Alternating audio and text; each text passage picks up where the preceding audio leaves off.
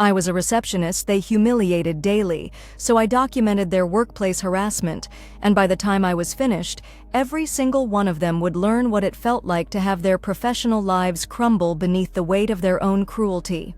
The fluorescent lights above my desk hummed with the same monotonous frequency as Derek's voice when he leaned over my shoulder that Tuesday morning, his cologne overwhelming and intentionally invasive. His breath was hot against my ear as he pointed at my computer screen, his finger stabbing at the monitor with aggressive precision. The way he positioned himself, too close, too familiar, was deliberate. Everyone in the office could see it. Everyone pretended they couldn't. My jaw clenched involuntarily as his hand brushed against my shoulder, lingering just long enough to make his intentions clear. The gesture was disguised as professional guidance, but the predatory gleam in his eyes told a different story.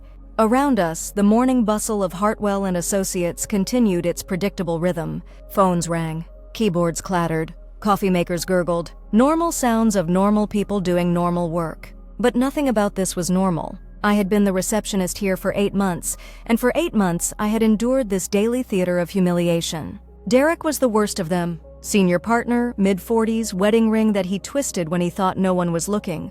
But he wasn't alone. There was Marcus from accounting, who made a point of commenting on my appearance every morning.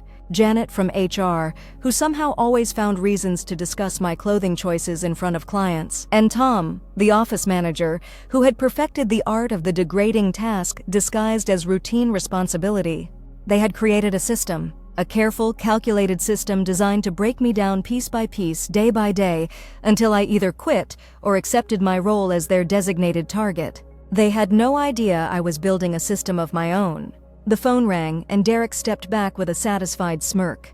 I answered with the same professional cheerfulness I maintained every day, even as my fingers trembled slightly around the receiver. The caller was asking about billing procedures, routine questions that required routine answers. But my mind was elsewhere, cataloging the details of what had just happened. The time, 9:47 a.m. The witnesses, at least 6 people within direct line of sight. The physical contact, unwanted, inappropriate, and completely unnecessary for any legitimate business purpose. After I hung up, I opened the small notebook I kept in my desk drawer. To anyone watching, it looked like I was jotting down phone messages or appointment reminders. In reality, I was documenting everything. The date, time, witnesses, exact nature of the harassment. Derek's incident joined dozens of others, a growing catalog of evidence that would eventually serve as the foundation for their destruction. My pen moved with steady precision across the page. No emotion, no editorial commentary, just facts. Cold, hard, legally actionable facts. The morning progressed with predictable cruelty. Marcus arrived 20 minutes late, as usual, but made a point of stopping by my desk to examine my outfit with theatrical scrutiny. His eyes traveled slowly from my shoes to my face, and he shook his head with exaggerated disappointment. The message was clear. I had somehow failed to meet his standards. Several people walking by slowed their pace, curious to see how this particular humiliation would unfold. I maintained eye contact and smiled politely, even as my stomach churned with rage. Marcus seemed puzzled by my lack of reaction, but eventually shrugged and continued to his office. The moment he was gone, I made another entry in my notebook. Time, witnesses, behavior. The pattern was becoming undeniable. By lunch, I had documented 4 separate incidents of harassment. By the end of the day, 7. Each entry was precise, factual, and devastating in its cumulative impact. I had been doing this for 2 months now, and my collection of evidence was growing into something that would soon become their worst nightmare. The real breakthrough came on a Thursday afternoon in November. I was at my desk, pretending to organize files while actually reviewing my notes from the previous week, when I overheard Tom and Derek discussing their strategy for getting rid of me. They were standing near the copy machine, just close enough that I could hear their conversation if I focused carefully. Tom was explaining how they needed to be more creative in their approach. Simple harassment wasn't working. I was too resilient, too professional in my responses. Derek nodded thoughtfully, suggesting they needed to manufacture a reason to fire me. Something that would look legitimate on paper, but would be impossible for me to defend against. They talked about setting me up to fail, creating impossible tasks with unrealistic deadlines, sabotaging my work and then blaming me for the mistakes. The conversation lasted 12 minutes and every word of it was gold. But I needed more than just my own testimony. I needed proof they couldn't deny. That evening, I visited a small electronics store across town. The clerk was a thin young man with thick glasses who seemed genuinely interested in helping me find the right equipment for my needs. I told him I was concerned about office security and wanted to set up some basic monitoring around my workspace. He showed me several options, ranging from simple audio recorders to more sophisticated devices that could capture both sound and video. I chose a pen that could record audio for up to 8 hours and a small camera that could be hidden in a decorative flower arrangement. Both devices were virtually undetectable when properly positioned, and both would provide the kind of evidence that would be impossible to dismiss or explain away. The next morning, I arrived at work 30 minutes early. The office was empty except for the cleaning crew, who were finishing their rounds on the upper floors. I arranged my new flower decoration on my desk, positioning it so the hidden camera would capture the area where most of the harassment occurred. The recording pen went into my shirt pocket, positioned so it would pick up conversations from every direction. For the first time in months, I felt genuinely excited about coming to work. The morning started typically. Derek arrived at his usual time, noticed my flowers, and made a comment about how I was obviously trying to brighten up the place because I knew how depressing my presence made everyone else. His tone was jovial, as if he was making a friendly joke, but his eyes held their usual malice. The camera captured everything: his facial expressions, his body language, the way he positioned himself to invade my personal space. I smiled sweetly and thanked him for noticing the flowers. My voice was steady, professional, completely unruffled. Derek looked slightly annoyed by my composure, but moved on to his office without further comment. The pen in my pocket was recording everything. Over the next 3 weeks, I accumulated an extraordinary collection of evidence: hours of audio recordings, dozens of video clips, detailed written logs that correlated specific incidents with specific times and dates. The technology was working perfectly, and my tormentors were providing me with exactly the kind of material I needed to destroy them. But I wanted more than just evidence of harassment. I wanted to understand the full scope of their misconduct. During my lunch breaks, I began exploring other areas of the office. I discovered that Derek regularly used company credit cards for personal expenses. Marcus had been falsifying his timesheet for months, claiming overtime hours he hadn't worked. Janet had been accessing confidential employee files without authorization and sharing personal information with people outside the company. Tom had been accepting kickbacks from vendors in exchange for favorable contract terms. Each discovery was carefully documented, photographed, and added to my growing collection of evidence. What had started as a simple case of workplace harassment was evolving into something much more comprehensive, a complete catalog of corporate misconduct that would bring down the entire leadership structure of Hartwell and Associates. The beauty of my position as receptionist was that I had access to almost everything. I handled the mail, answered the phones, managed the filing systems, and had keys to most of the office areas. People ignored me, talked around me, treated me as if I was invisible. They had no idea that their designated victim was methodically documenting every aspect of their criminal behavior. By December, I had accumulated enough evidence to destroy all of them.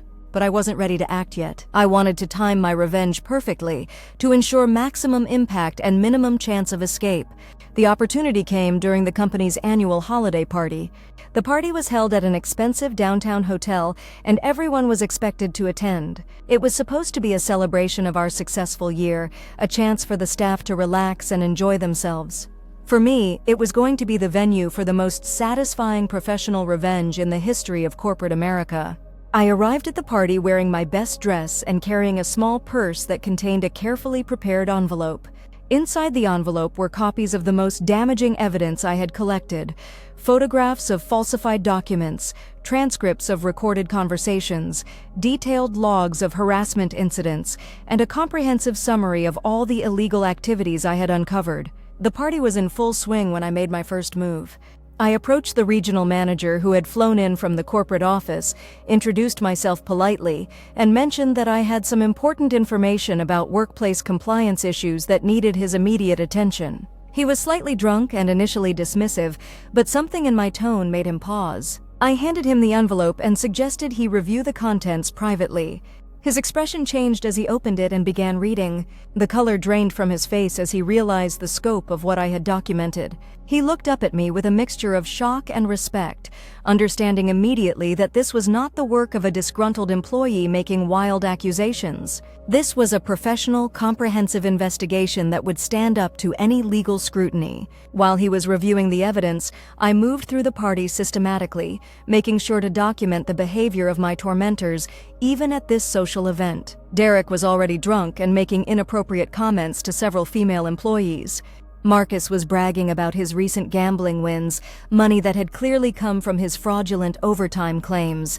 Janet was gossiping about confidential employee medical information. Tom was on his phone, arranging what sounded like another kickback payment. They were giving me even more evidence, completely unaware that their reign of terror was about to end. The regional manager found me near the bar an hour later. His face was grim, and he was completely sober now. He asked if I had copies of all the evidence I had shown him. I assured him that I had multiple copies stored in several secure locations. He nodded grimly and told me that he would be conducting a full investigation starting first thing Monday morning. But I wasn't finished yet. The next morning, I arrived at work early and made several phone calls. The first was to the State Labor Department, reporting the harassment and providing detailed documentation of every incident. The second was to the IRS, reporting the tax fraud and providing evidence of the falsified expense reports. The third was to the district attorney's office, reporting the embezzlement and kickback schemes. Each agency was extremely interested in my evidence, and each assured me that they would be conducting immediate investigations. Then I called the local newspaper's investigative reporter, who had recently written a series about corporate misconduct. I explained that I had evidence of systematic harassment, fraud, and embezzlement at a prominent local business. She was very interested in meeting with me to review the documentation. By 10 o'clock that morning, I had set in motion a cascade of investigations that would completely destroy the careers of everyone who had tormented me. But I still had one more card to play. I had been quietly documenting the personal lives of my tormentors for months. Derek was having an affair with a woman from the accounting department of a client company. Marcus had been stealing from his son's college fund to cover his gambling debts. Janet had been selling confidential employee information to a competitor company. Tom had been using his position to sexually harass several female employees beyond just me. I had addresses, phone numbers, and email contacts for their spouses, their children, their friends, and their colleagues. I had been waiting for the right moment to share this personal information with the people in their lives who deserved to know the truth about who they really were. That moment had arrived. I spent my lunch break crafting carefully worded emails to each of their spouses, providing evidence of the affairs, the financial misconduct, and the professional crimes. The emails were factual, respectful, and devastating. I wasn't interested in causing unnecessary pain to innocent family members, but I believed they had a right to know what kind of people they were married to. The afternoon brought the first signs that my plan was working. Derek received several frantic phone calls, each one leaving him more agitated and panicked. Marcus left work early, claiming a family emergency. Janet spent most of the day locked in her office, and when she finally emerged, her eyes were red and puffy from crying. Tom tried to maintain his usual swagger, but I could see the fear in his eyes. He kept glancing at me nervously, as if he was beginning to suspect that something was wrong but couldn't quite figure out what. The regional manager returned that afternoon with 2 people from the corporate security team. They set up in the conference room and began calling people in for interviews. The atmosphere in the office became tense and paranoid as people realized that some kind of major investigation was underway. I was called in for my interview around 3 o'clock. The regional manager introduced me to the security team and explained that I had provided them with information about potential misconduct. They asked me to walk them through my evidence, and I spent the next 2 hours providing a detailed chronology of everything I had documented. They were impressed by the thoroughness of my investigation and the quality of my evidence. They asked if I had been trained in corporate security or law enforcement. I explained that I had simply been documenting harassment for my own protection, but had gradually uncovered a much broader pattern of misconduct. They asked if I would be willing to testify in any legal proceedings that might result from the investigation. I told them I would be happy to do so. As I left the conference room, I could see Derek, Marcus, Janet, and Tom huddled together near the elevator, their faces pale and frightened. They were beginning to understand that something catastrophic was happening to them, but they still didn't know the full scope of what was coming. That evening, I received phone calls from 3 different reporters who had heard about the investigation and wanted to interview me. I agreed to meet with each of them over the next few days, explaining that I wanted to ensure the story received proper coverage. The first arrests came on Wednesday morning. Tom was taken into custody at his home on charges of embezzlement and accepting bribes. The local news stations covered the story extensively, describing it as part of a larger investigation into corporate corruption at Hartwell and Associates. Derek was arrested Thursday afternoon as he was leaving the office. The charges included fraud, sexual harassment, and misuse of corporate funds. His wife filed for divorce the same day, citing adultery and financial misconduct. Marcus was arrested Friday morning on charges of fraud and theft. His gambling debts had been exposed, and his family was facing bankruptcy. Janet was arrested the following Monday on charges of violating privacy laws and selling confidential information. By the end of the week, all 4 of my tormentors were facing serious criminal charges that would likely result in prison time. Their careers were over, their reputations destroyed, their families shattered. The company itself was in chaos. The regional manager had ordered a complete review of all operations, and several other employees had been suspended pending investigation. The local media was covering the story extensively, describing it as one of the most comprehensive corporate corruption scandals in the city's history. I had been offered a promotion to office manager, with a substantial salary increase and a formal apology from the corporate leadership, but I had already decided to decline the offer and move on to something else. I had proven my point. I had demonstrated that the quiet, invisible receptionist they had underestimated and abused was more than capable of bringing down their entire corrupt empire. I had shown them that their victim was actually their superior in every way that mattered: intelligence, determination, moral courage, and strategic thinking. The final satisfaction came when I received a handwritten letter from Derek's wife, thanking me for providing her with the evidence she needed to protect herself and her children from her husband's destructive behavior. She wrote that she had suspected something was wrong for years, but had never been able to prove it. My documentation had given her the courage and the evidence she needed to take action. Similar letters arrived from Marcus's wife, Janet's husband, and Tom's ex-girlfriend. Each of them expressed gratitude for my willingness to expose the truth, even though it had required considerable personal risk and effort. On my final day at Hartwell and Associates, I cleaned out my desk methodically. The flower arrangement with the hidden camera went into my purse. The notebook full of evidence went into my briefcase. The recording pen went into my pocket. The office was quiet and subdued. Most of the remaining employees were too shocked and confused to know how to react to everything that had happened. The 4 people who had made my life miserable for 8 months were gone, facing criminal charges and personal ruin. I walked to the elevator, pressed the button, and waited. As the doors opened, I turned back to look at the reception desk where I had endured so much humiliation and harassment.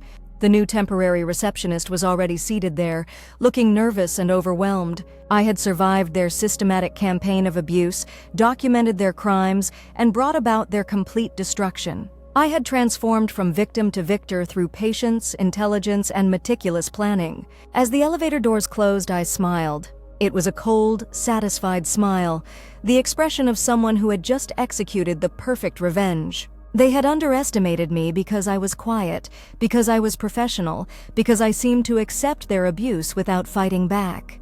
They had mistaken my strategic patience for weakness, my careful documentation for passive acceptance. They had created a monster, and that monster had just finished devouring them all. The elevator descended smoothly toward the ground floor, carrying me away from that toxic environment forever. But I knew that the consequences of my actions would continue to reverberate through their lives for years to come. Prison sentences, destroyed careers, shattered families, ruined reputations, all the result of their own cruelty and misconduct. I had given them exactly what they deserved, and I had done it with the kind of precision and thoroughness that would make it impossible for them to ever recover. As I walked out of the building and into the bright afternoon sunlight, I felt a deep sense of completion. Justice had been served. The account had been settled. The victims had become the victors, and somewhere in the city, 4 people who had once thought they were untouchable were beginning to understand what it felt like to have their entire world collapse around them.